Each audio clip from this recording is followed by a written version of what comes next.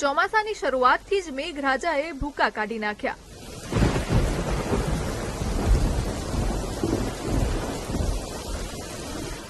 પણ જૂન મહિનામાં આટલો ધોધમાર વરસાદ કેમ પડ્યો અને શું જુલાઈ અને ઓગસ્ટમાં પણ મેઘો મુશળધાર વરસશે? આ બાબતને ધ્યાનમાં લઈને દિવ્ય ભાસ્કરે છેલ્લા 13 વર્ષમાં જૂનમાં પડેલા વરસાદના આંકડાનું એનાલિસિસ કર્યું છે। ત્યારે આજની સન્ડે બિગ સ્ટોરીમાં જુઓ શું તારણ નીકળ્યું છે આજના એનાલિસિસમાં। સામાન્ય રીતે જૂન મહિનામાં સરેરાશ 4 ઇંચ વરસાદ પડવો જોઈએ, પરંતુ હવામાન વિભાગના છેલ્લા 13 વર્ષના આંકડાઓ મુજબ 6 વખત એવું બન્યું છે જ્યારે જૂન મહિનામાં વધારે વરસાદ પડ્યો હોય।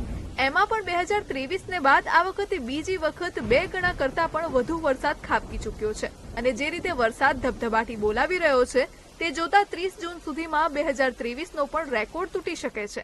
હવામાન નિષ્ણાંત ભારે વરસાદ પાછળનું કારણ જણાવે છે। રાજસ્થાનના દક્ષિણ પૂર્વ ભાગો પર એક સાયક્લોનિક સર્ક્યુલેશન હતું, જેને કારણે પણ રાજ્યની અંદર સારા વરસાદો નોંધાયા છે। મધ્યપ્રદેશ ઉપર એક સાયક્લોનિક સર્ક્યુલેશન હતું, એ ખૂબ મજબૂત હતું, જેને કારણે મધ્યપ્રદેશ બોર્ડર લાગુ વિસ્તારના જિલ્લાઓ તથા દક્ષિણ ગુજરાતની અંદર આખો વિડીયો જોવા માટે ડાઉનલોડ કરો દિવ્ય ભાસ્કર એપ।